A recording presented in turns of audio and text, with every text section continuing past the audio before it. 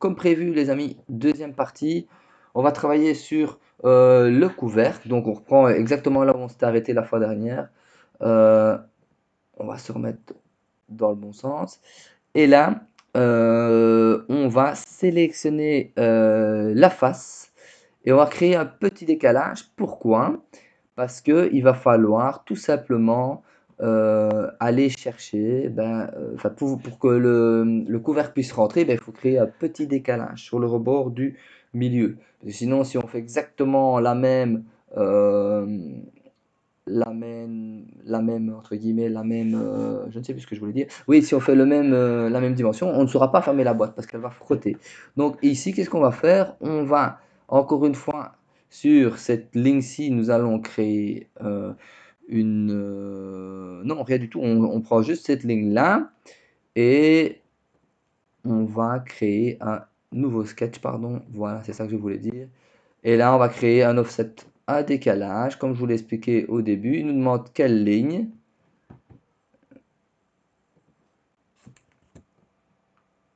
On sélectionne la ligne du milieu partout. Et là, on va faire 0.2. Et alors, il va nous créer un petit décalage de 0.2. Mais là, il le fait vers l'intérieur. Nous, ce qu'on veut, c'est vers l'extérieur.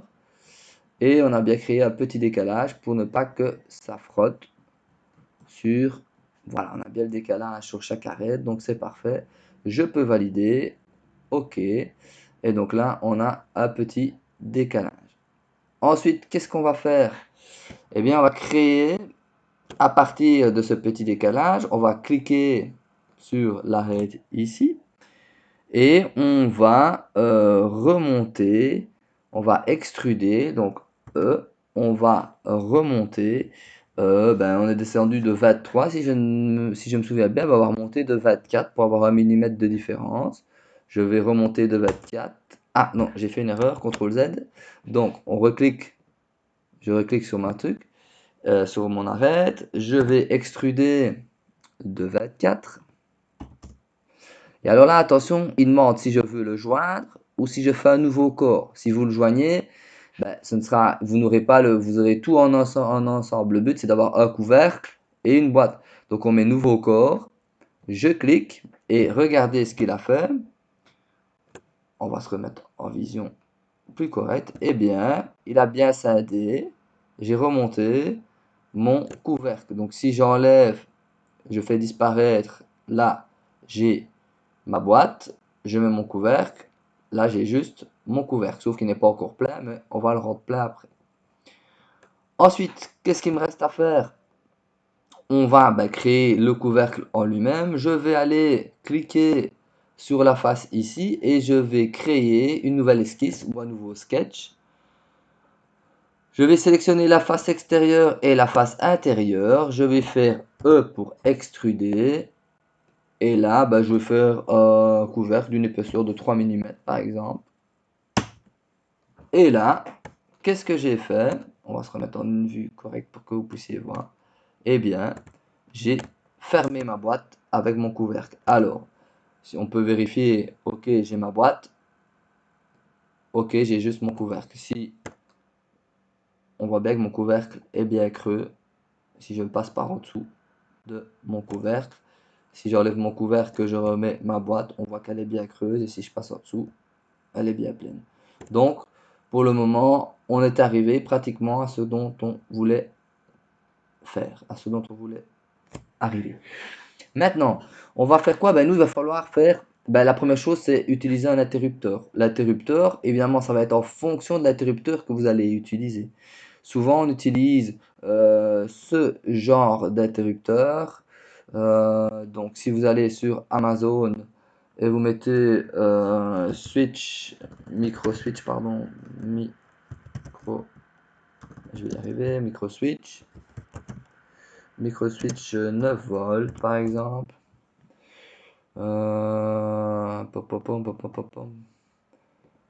C'est mini switch qu'il faut taper, pardon, mini switch 9 volts. Non, toujours pas, on va les trouver, je les avais tout à l'heure. On va regarder si je les ai dans mes recherches. Non. Mini interrupteur. Par exemple, on va prendre 12 volts, voir si ça marche. Voilà, soit vous allez prendre des comme celui-là, ça, j'en ai à l'école quelques-uns. Mais ici, moi, ceux que j'ai utilisés, c'est ceux-là. Donc, c'est des switches. Et alors, si vous allez regarder le datasheet, vous avez le dessin technique qui vous donne la valeur du diamètre ici dont on a besoin.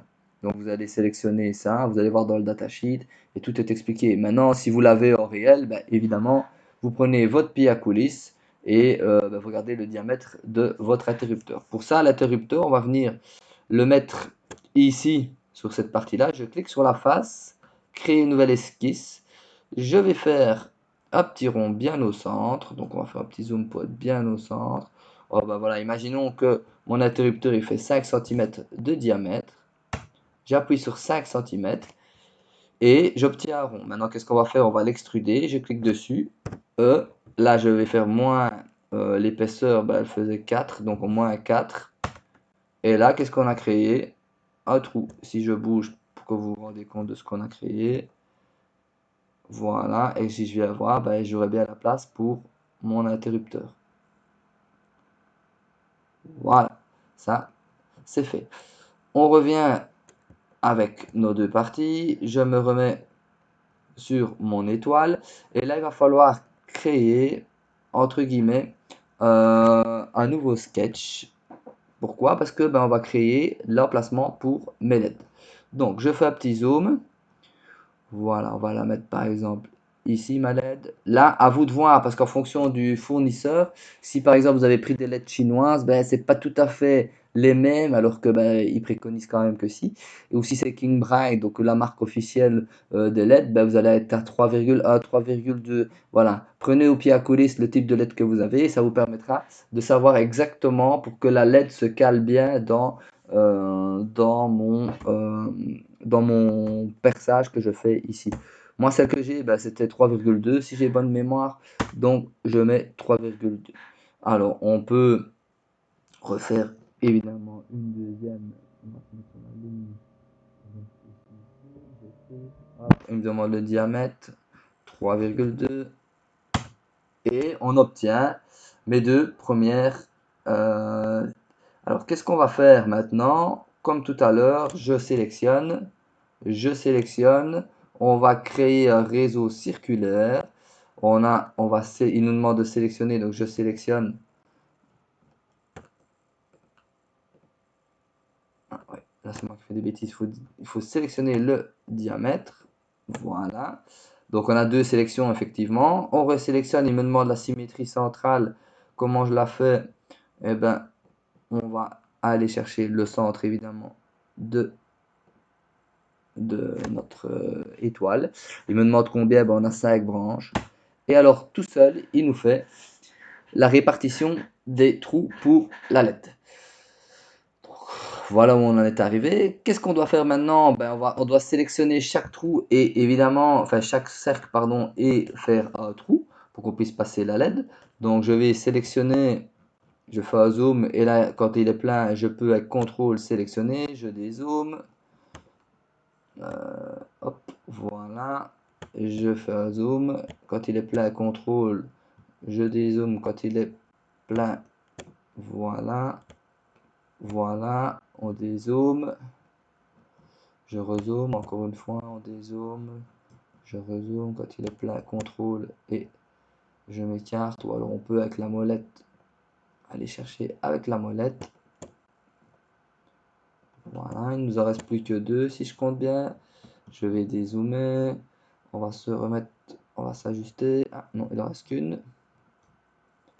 CTRL et je clique. Ensuite, comme tout à l'heure, on va extruder vers le bas. Donc ça va être du moins. Le couvercle, l'épaisseur, on l'a fait de 0,3. Donc vous pouvez faire -3 ou même -4. Comme ça, on est sûr de passer à travers. Je tape Enter. Et qu'est-ce que je viens de faire? Je viens de créer l'emplacement de mes LED. On va dézoomer, se remettre en position normale. Et voilà, j'ai créé l'emplacement pour mes LED. Donc si je retire, pardon, je me suis trompé, si je fais cela et que je vais avoir par en bas, eh bien j'ai bien créé un trou, un perçage. on va tout réactiver, on remet le courant entier.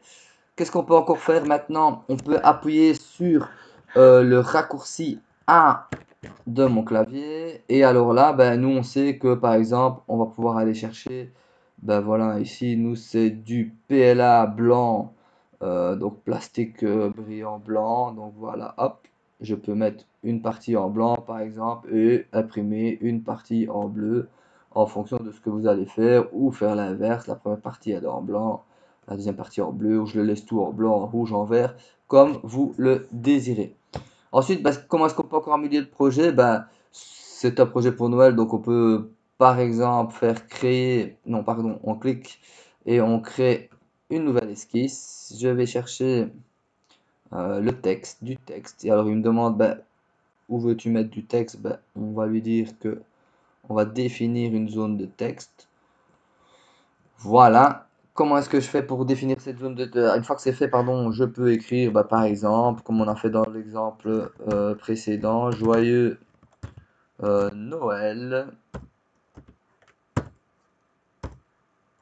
Et puis on peut mettre, je ne sais pas moi, par exemple, 7T électronique.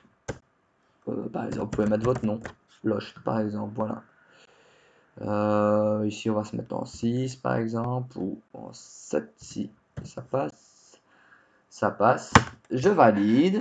Donc ici, encore une fois, il est à plat, donc il va falloir encore une fois l'extruder. Donc donner du volume, je clique dessus, je fais E.